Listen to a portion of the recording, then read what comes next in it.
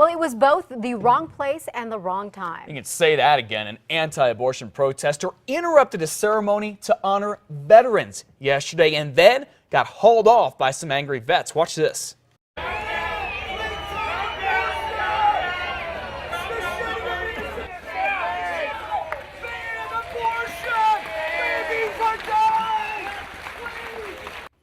Here's some clapping there as that man, Revis Grogan, was getting hauled away. He's got national attention for demonstrating against abortion. Yesterday, right there, as Governor Susana Martinez was speaking at Veterans Memorial Park to honor the men and women who serve this country, the man jumped up and started yelling, supporting Albuquerque's proposed late-term abortion ban. Then men, veterans in the audience, sprang into action, subduing Mr. Grogan, and in the process, ripping up his sign and carrying him off.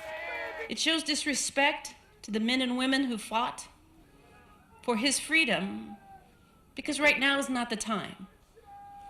It doesn't mean he doesn't get to say it. It just means he doesn't get to say it now. Very eloquently put by Governor Martinez there. Mr. Grogan was kicked off the property in the Veterans Memorial Park, but we are told he will not face any criminal charges. And Albuquerque's proposed late-term abortion ban is drawing a lot of attention, no doubt, and votes. But there are a couple of big unanswered questions about the controversial ordinance. If voters approve it, City Clerk Amy Bailey says it could go into effect by early December, but that would likely be halted by a court challenge. The ACLU says it would file a lawsuit if the ban were passed because it believes the proposal is unconstitutional. The other big question is, how would the abortion ban be enforced? There's nothing in the proposal that spells that out. The mayor's office tells News 13 it doesn't have an answer to that enforcement question yet, and neither do the ban's supporters. I can't really say at this point. Again, let's wait until the ordinance is passed and then the legislation is drafted for implementation. If you'll recall, the city's minimum wage hike voters passed last year did not come with an enforcement plan either. And like the minimum wage law, if 5 city councilors and the mayor decide to undo the late-term abortion ban, they can. This election is on pace to set an early voting record for the city. So far, more than 26,000 people have cast ballots. Early voting ends Friday. Election day is 1 week from today. 6:03 now. A new investment policy in the works for Bernalillo County will probably be all the talk today at the Board of Finance meeting this afternoon and possibly the County Commission meeting tonight. A week ago, as we told you, commissioners unanimously voted no confidence in this man, Treasurer Manny Ortiz, and limited county money to be invested for just 6 months at a time. This is after Mr. Ortiz put the county in a big cash crunch by tying up tens of millions of dollars in long-term investments. We'll keep you posted on what the commission does. More than 100,000 people here in New Mexico are about to see a big change in their health insurance, and it has nothing to do with Obamacare. Blue Cross Blue Shield is buying the Loveless Health Plan. So if you have that insurance, you don't have to do anything. You'll automatically switch companies, and you should end up with more doctors to see, including ones at ABQ Health Partners, which Loveless broke with last year.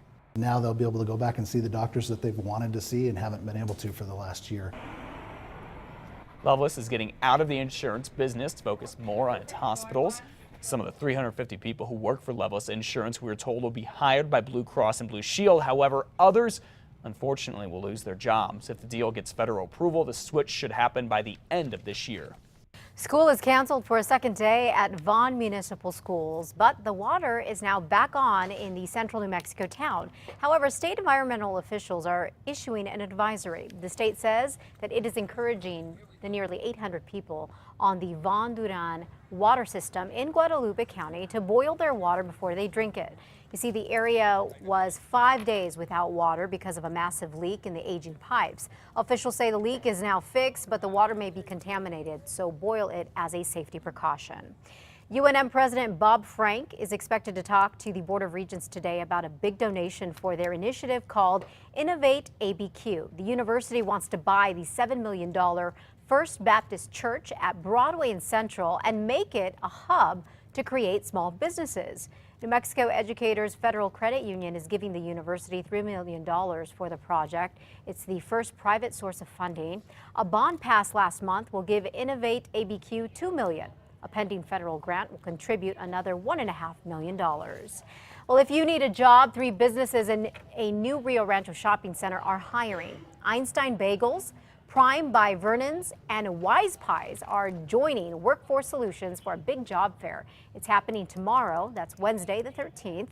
It's being held at the Loma Colorado Library in Rio Rancho from 12:30 to 4:30 p.m. Again tomorrow. The businesses are looking to hire 80 to 100 people. Come the end of this year, you can say adios to the Marble Brewery on the Santa Fe Plaza. According to the Santa Fe New Mexican, the tap room will close December 28th. It lost its lease and is now looking for a new place to serve its pretty good craft beer. Marble already has a brewery and tap room in the Duke City. All right, that Veterans Day event that an anti-abortion activist interrupted yesterday, of course, was all about the men and women who have served this country.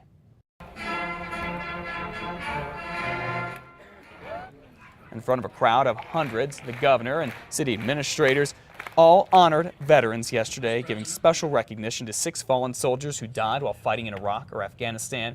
Families are given memorial bricks with their names engraved on them. Eventually, they will be installed at Veterans Memorial Park.